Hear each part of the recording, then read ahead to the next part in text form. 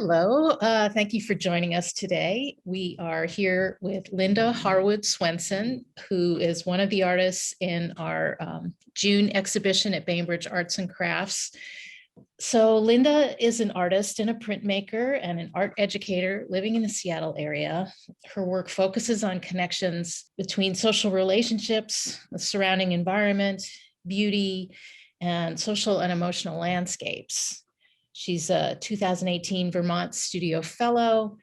She was awarded by the Close Foundation that fellowship. She's a 2016 recipient of the Artist Trust GAP grant. Her work is included in the City of Seattle Public Utilities Collection. And she's worked as an educator with the Seattle Art Museum since 2010, and also works for studio programs at 3 different museum sites.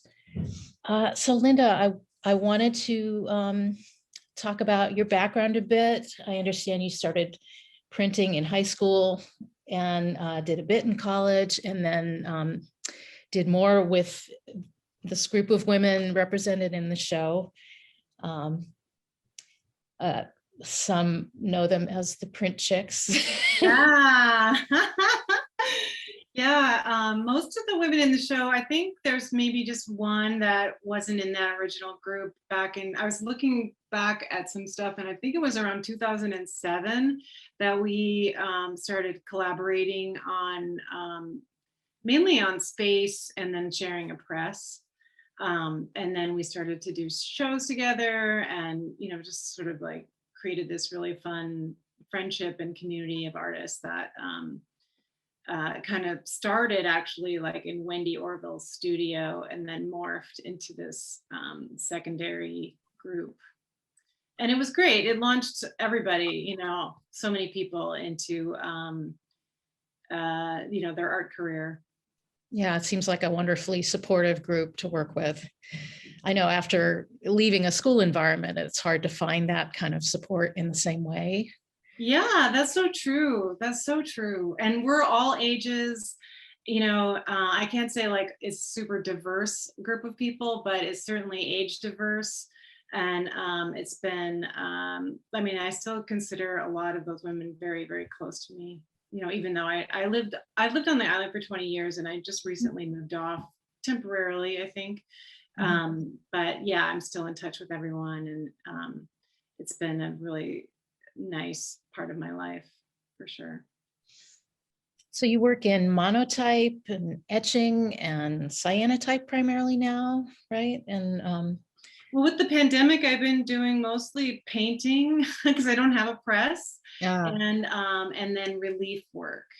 But I look forward to getting back into like Pratt's studio and getting back into etching. But yeah, it's been I've been trying to do a lot of well, I have a small press, so I have been doing some monotypes on that. And then I had a residency in September, and so I was able to work on a press during that time as well. And that wound up being mostly working on an etching press and doing relief work, but also working on a letterpress and kind of using that in a new way too, not using it as for not doing anything like word oriented, but using it as a relief press. It is interesting, challenging type of printing, actually. Yeah. I'm gonna call up an image here from the work that you did as part of your Artist Trust grant in 2016. Oh, yeah, that work is called, as part of a series called The Knitted Landscape. And it was based on images that I came across actually in like a dumpster. It was, I think a library was sort of culling its old books. And it was this gorgeous photography book based on images from the Lewis and Clark Trail. So it was the images that I chose to work from were mostly of Montana and maybe North Dakota. And so yeah, that's an etching piece. It's pretty large for an etching piece. So I think it's 21 by 20 or something, like maybe it's 15 by 21, I think. And yeah, that was a real turning point for me when I decided I wanted to work large, and I wanted to,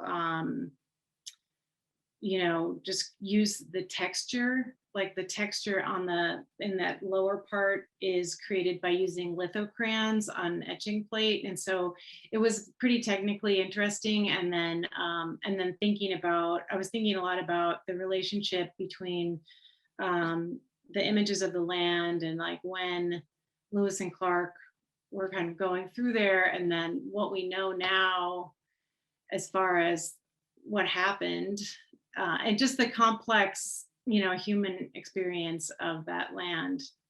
And so when I talk about my relationship to like thinking about the emotional landscape, that's sort of the basis of what I mean, is that I'm looking at the land, and I'm trying to make some image that's really beautiful, but like it's really complex as well because of the human experience of that land.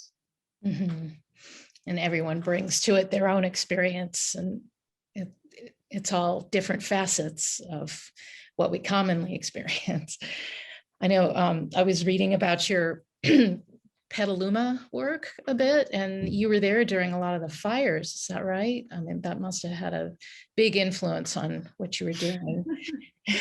Yeah, Petaluma was really amazing, and it's a great residency program called In Cahoots Press, run by a woman named Macy Chadwick, and it's really worthwhile going. I just happened to go during a very weird time in the world between, the pandemic was in full form, and then the West Coast was basically on fire, and so I was driving down there, and my God, right behind me, they were evacuating towns as I was leaving.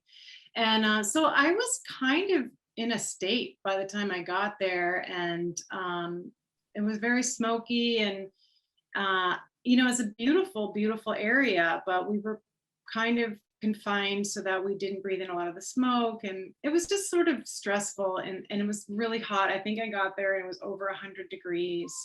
And so it was just super, it just was, like physically, everything was sort of alarm bells for me. And so eventually I did start walking a lot. And maybe after the first 3 days or something. And I just had these images in the landscape. I would walk through on the roads through the kind of rural areas, and there was just these interesting, it was like a really ethereal experience. Partly because there was just, the air was kind of strange, it was heavy, and I just had these moments of like sort of just these interesting moments of seeing things in a different way. And I was seeing these shapes, really simplified forms, and I was seeing them kind of layered against each other. And so I just thought, when I went back into the studio that day, I just started drawing them and watercoloring, some studies.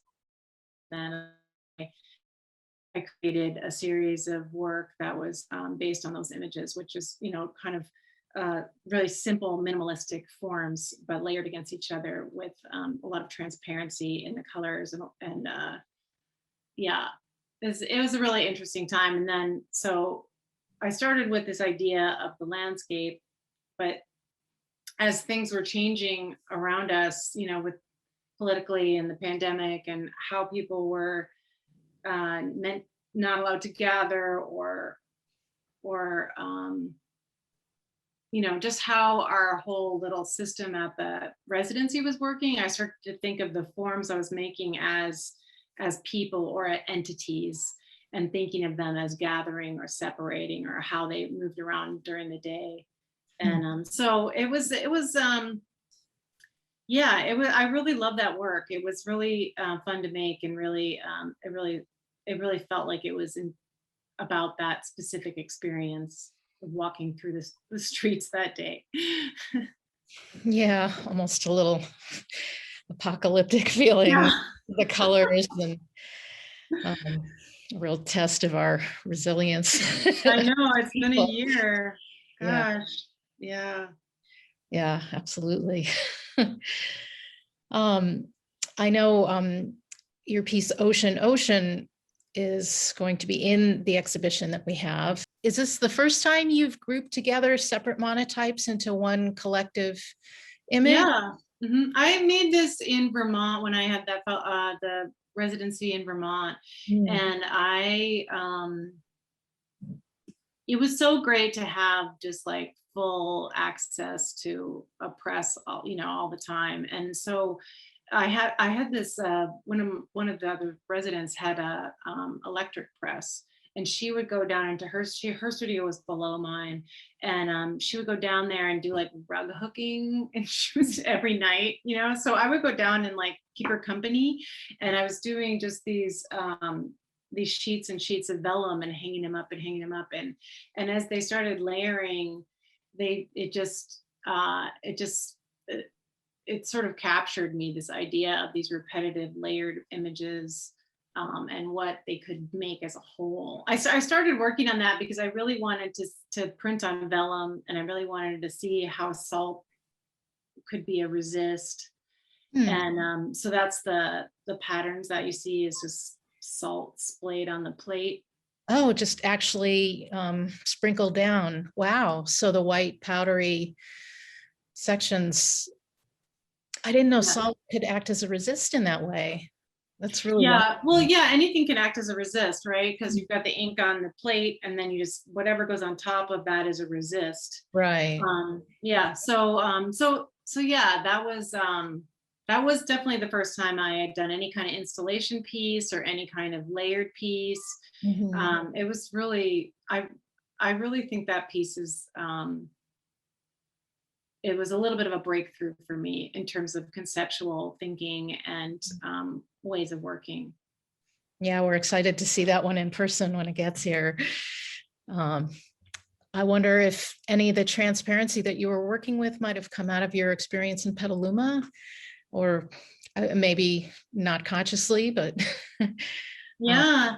Yeah, I think so. Actually, I did some other work down there where I started using the, when you're working on a letterpress, you need to use like trace paper to manage your registration. And so I say sort of the same experience where I was doing these prints and then hanging them up, but I was hanging them up with the trace paper. And then I was able to eventually bring the trace paper onto the print itself.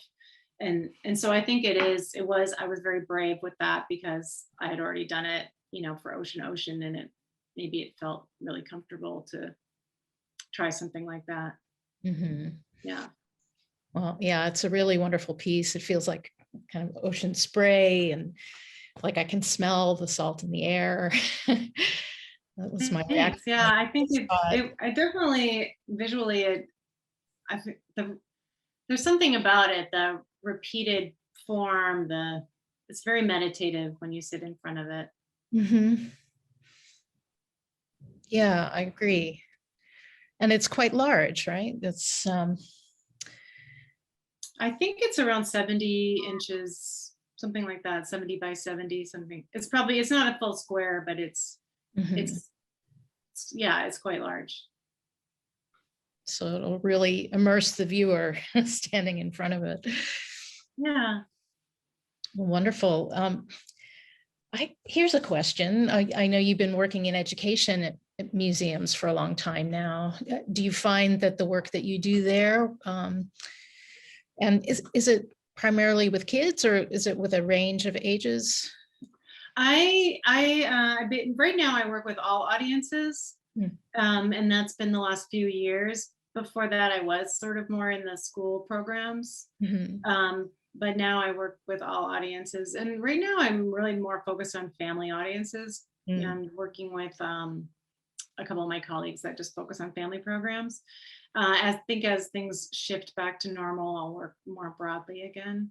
I was curious if that experience plays into your kind of process of conceiving of new work, or definitely does. Mhm. Because of my work is all focused on the studio, right? So anybody that comes through Sam that has like a making experience I have something to do with that in some way, whether I'm hiring the teaching artist or I'm buying the materials or I'm developing the whole program. It's all come at some point through me. And so I have to test out so many things all the time and research, artists and their methods and things like that. And so I'm always very much in bed with those thoughts, yeah, that painting recently, I've been doing a lot of the color field painters. In the fall, I was teaching like Frankenthaler and a few other painters that used like a stain and dye method, and so I was teaching it from my studio, so I was making my own, and then just started making them for real instead of for samples, because it was so engaging and fun. And I think like right now I'm researching Monet, and we have a show coming up in July, and I wasn't super excited about him, but now the more I research him, I'm just so enthralled with his palette. And I don't know, it's always sort of a surprise. Like, you don't think you're interested in a particular artist, and then you do a little bit more research and you realize that it's amazing. The work is amazing, and you want to be, trying some of those things yourself. So yeah. That's Definitely has a big effect on me. great. And do you find that the materials kind of lead you to a conceptual place as you work? Mhm. I think, well, I don't know if the materials lead me to a conceptual place. I think a lot of times I try things based on materials. Like, I wanted to see how that vellum would print, and then as I'm working, then I sort of ask myself questions about, like, how does this actually work in a broader sense? Does this answer some of the questions that I'm interested in? Like, do you see, you know one of the things that I say on my artist statement, that I'm interested in beauty, and when I say that, I'm sort of interested in holding somebody's gaze, and I think that with beauty you do hold people's gaze. And so if you have them, then what else can you do with that moment? If somebody's looking at your work because they think it's beautiful, what else can you cram in there that has meaning? It's not just beautiful, but is there some message that you can that your work, or not even a message, but is somebody going to walk away with something more than just, oh, that was beautiful? Are they going to have some thoughts or some deeper considerations about the bigger picture in the world? And Right. so What are when the- I'm working, I have those sort of questions that I'm thinking about. Well, we're very excited to have your work here, and very thankful that you could spend a little time talking with us and Oh, sharing. my pleasure. Yeah, no, my pleasure. And so great to talk to you. Be sure not to miss Island Ink, a printmaking exhibition at Bainbridge Arts and Crafts from June 4th through June 27th.